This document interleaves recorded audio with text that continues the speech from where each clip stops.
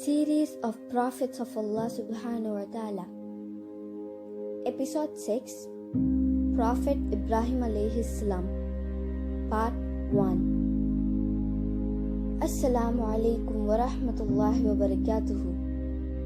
Today we are going to see the biography of Prophet Ibrahim alayhi salam. He was a very special prophet chosen by Allah Subhanahu wa Ta'ala to teach and guide people to worship Allah alone. He is known as the Khalilullah of Allah, the friend of Allah Subhanahu wa Ta'ala. He grew up in a community of people who had forgotten about Allah Subhanahu wa Ta'ala and had started to worship the idols instead. They not only worshipped idols, some worshipped the stones, the tree, the sun, the moon, and the stars. Ibrahim alayhi salam knew that this was wrong. He thought an idol cannot see, eat, hear, or speak. It cannot help or harm anything at all. After all, Ibrahim alayhi salam's father was an idol maker. He used to make the idols from his own hands and he used to worship it. Ibrahim alayhi salam knew that worshipping idols was not something that would make Allah happy. The people prayed to the idols made of wood and stone and made many offerings for them. The priests enjoyed a prominent place in the society. They commanded great respect among their followers. Ibrahim alayhi salam knew this was wrong. So, Prophet Ibrahim alayhi salam's preachings. Prophet Ibrahim alayhi salam received the message of Allah through a special angel, Jibreel.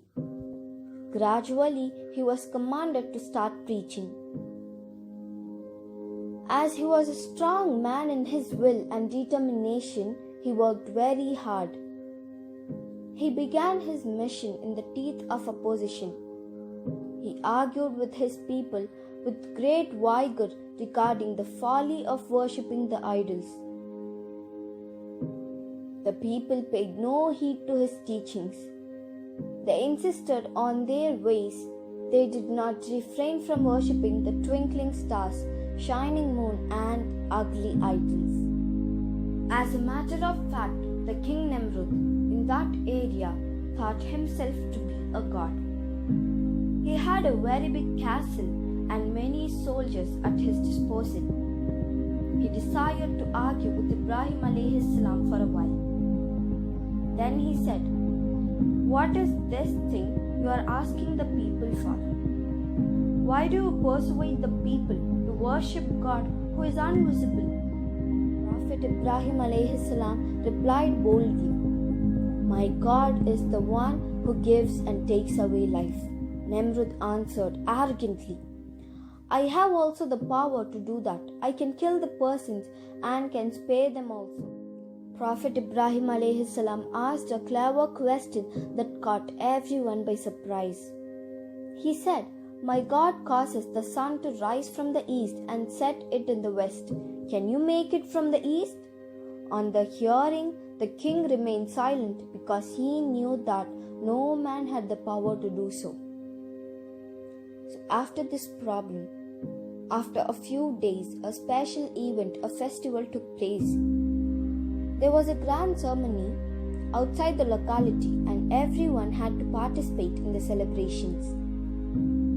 Most of the evildoers drank liquor and became noisy and wild. They were losing their balance of mind in a state of intoxication. There was a great hustle. Almost everyone from the town attended the festival except Prophet Ibrahim alayhi salam. He had a plan in his mind. He proceeded towards the temple, escaping the sight of others. When he entered the temple, he saw there many statues which stood motionless and helpless. Prophet Ibrahim alayhi salam lifted his heavy axe and began to break the idols turn by turn. The idols fell to the ground with a big thud. The floor was loaded with numerous noses, ears, heads, arms, legs, and other parts of the idols. He broke all the idols in the sanctuary but spared the chief one. He did so to demonstrate that the idols had no power to cause harm to anyone or bestow benefits upon others. They were as helpless as mere stones, and it is against the dignity of human beings to pay homage to them. When Prophet Ibrahim alayhi salam finished his job, he left the temple cautiously, making sure that no one had seen him. When the celebrations came to an end, the people returned. The priest went directly towards the temple as usual, and some people accompanied them. They saw that the idols were smashed to pieces. The floor was littered with stones, and the chief idol was standing with an axe hanging down along its neck. The priest began to scream and became confused. The people rushed towards the temple, hearing the news. Everyone was in a furious mood. They wanted to know who had dared to do this trouble to the idols. They wished to take revenge.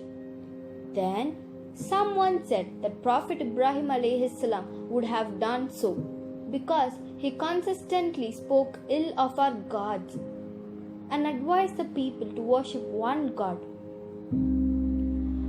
Prophet Ibrahim alayhi salam was summoned to appear before the king. When he came, he was asked if he had destroyed all those idols.